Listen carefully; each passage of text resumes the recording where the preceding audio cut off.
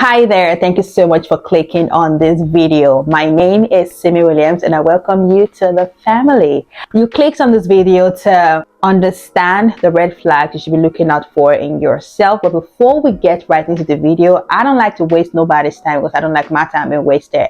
Just please click on the subscribe button and also the notification bell so you do not miss out on future updates. Okay, now I understand that we all look out for red flags. Now, potential suitors, right? I mean, I have a long list of deal breakers that you don't cross, right? But as good as that is, shouldn't we be more concerned about spotting the red flags in ourselves so that we can work on those before we get into a relationship? Because at the end of the day, it takes two to tango. So even if your partner crosses all the T's and dots all the I's on your list, how about you? Because no one really is 100%. You may be someone 60%, but you have some deal breakers in your life that can just disqualify you automatically. So before you get to that bridge, it is very, very essential that you already are aware of those blind spots and be actively working on it before you enter into a relationship. That also is a huge part of self-awareness, which will not only help you in romantic relationships, but in every area of your life, right? Now, these are some of the red flags that you may have but may not really know about. Okay, if you see that you're constantly morphing and changing yourself so that people may like you, then you are a walking red flag, because it means that you're not a person of your own and you really cannot make decisions by yourself. You are too crazy about people's approval and you will do just about anything to be in their good graces, which will make you really insincere and dishonest, right? And you might find yourself really saying one thing, but then 2 days later, you're changing exact thing you said because you feel like you owning up to your words is either going to put you in someone's bad book or earn you rejection or rebuke or disapproval. You're constantly just always at people's beck and call. You suck up to people. You're subservient. You don't have a mind of your own. You're malleable. You're easily malleable. Then that is a red flag, okay? And it shows that there's a whole lot of work to be done, because a major factor, a major characteristic you should have as someone looking to get into a relationship is emotional maturity. And it's no gainsaying that when you're like this, you're emotionally immature. So you may have become this way to get through life as a survival mechanism, but now that you are older, now that you're an adult, it's harder to let go of this behavior. But you really have to reprogram yourself and let go of people-pleasing behavior. Stand up for yourself. Do what you say you will do when you say you will do it. Because when you don't, if you say one thing and you're doing the other, you are tagged inconsistent. And when you're inconsistent, no one is going to take you seriously, right?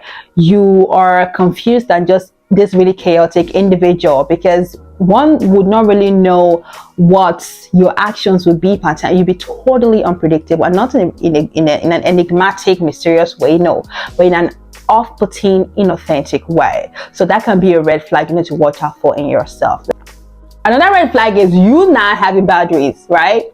If you do not have boundaries, it's a red flag.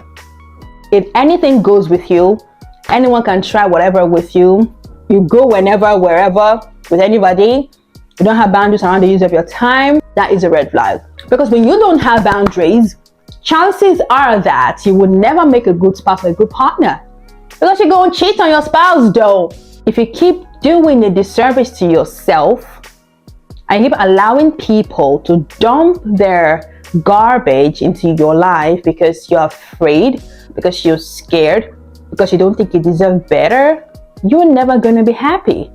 Because you realize that you would never get your needs met. Because you are unable to say no and mean what you say. I'll tell you something. People are takers. A lot of people are takers, and they will keep taking from you as long as you allow it. People want to perpetuate themselves in your life, and you get to tell them how to treat you. Now, when you have boundaries around your life and you don't have any intention of upholding those boundaries, then you really cannot blame people for not upholding the boundaries. Because when people disrespect you and you stay there, it shows that you disrespect yourself. In fact, people can be anything to you and with you, because you literally teach people how to treat you. So if you put yourself in compromising situations and then you are disrespected, You don't really get to blame those that disrespected you because you put yourself there. That's not to say the behavior is justifiable, but I'm just saying that fundamentally, if you respect yourself, right, you have standards you live by, personal standards, you have personal boundaries, there's a limit to how people disrespect you. If you've not gotten to a place where you can be assertive about your desires, your will, and you're still fearful of how people will perceive you, or people leaving you, or being lonely and rejected just because you're choosing to honor your space, your boundaries, and your body, it means there's a whole lot to be done in the self-esteem department. Because when you feel like you deserve better, you start with treating yourself better. Because the moment they make a move and you're like, you stop them right there in their tracks, they know not to try anything, further with you. What I would tell everyone looking to get into a relationship is, if you don't have standards, you don't have boundaries, or you have but you're not maintaining or upholding your boundaries, you will never be happy in your relationships. Extensively over explaining yourself. Ha! Ha! This was me. Hello. Now, I understand and I know that, for a number of us, we're not heard in our childhood. Like, we're not heard. We were not seen, loved, understood, or heard. Okay? So we grew up into adults who try to explain and explain and explain and explain and over-explain so that you can get and understand where we are coming from, so that you can treat us better and empathize with us, right? That's exactly why we over-explain. People overshare in relationships. Especially new relationships. People overshare and they over-explain and they talk about things that the other party has no business knowing, just so they can subtly manipulate the person into sticking around, or with the mindset that when they do that, it will help the person treat them better than the last person did. What I've come to realize, though, is that the very person, the same person you explained to, that you overshared your life to, will multiply. It's like they carry what we call shege, troubles, wahala, right? They press it down, shake it together, and then it runs over. They multiply your woes and your troubles, and you're like, after everything I told you, after explaining how this person did this to me and that person did that to me, you still did this to me? I thought you knew me. Hello. Explaining to someone, over explaining yourself, is not going to change nobody's character. It's not going to change anyone's character, actually. So what you're trying to achieve by over explaining and oversharing and telling them the deepest, darkest secrets and all of that, it's not going to change anything if they're bad people, if they're not kind, if they're not empathetic, if they're not compassionate, or whatever. If a person is not naturally kind, or if a person doesn't have a good character, no amount of over explaining and oversharing is going to change their behavior towards you. Just know that. Okay? It is not. It is only going to tell them what they can get away with. Eller, it's going to tell them what you're willing to stomach. Okay? So if you're going into a new relationship and you're telling your new partner, and your ex treated you like this, treated you like that, cheated on you, did this, did that, never took you out on dates, and all, and you stayed there for 2 years, you are subconsciously communicating to this person that I'm willing to take as much shit as you can bring my way, okay? I'm willing to take it, all right? I mean, I don't like myself that much, so whatever it is you do to me, as long as you're in my life and we are lovers, I'm okay. I'm gonna stomach it. You're literally teaching the new person to treat you probably not even worse than the last person did. That's what that does. Okay. Now, I'm not saying that you shouldn't share what shaped you, or you shouldn't share, your deal breakers. But that's what it should be. You should share your deal breakers, but don't tell a new person your entire life story hoping that it will help them treat you better. Please do not do that. Don't do it. Okay? Don't! You aren't willing to work hard in your relationship. Now, we all have been through traumatic incidences in our lives that have left us feeling battered and has turned us into either these commitment phobes or, insecure people with trust issues and all of that. And sorry, I beg your pardon. I need to get this out of my eye. It's really stressing me out. Give me a sec.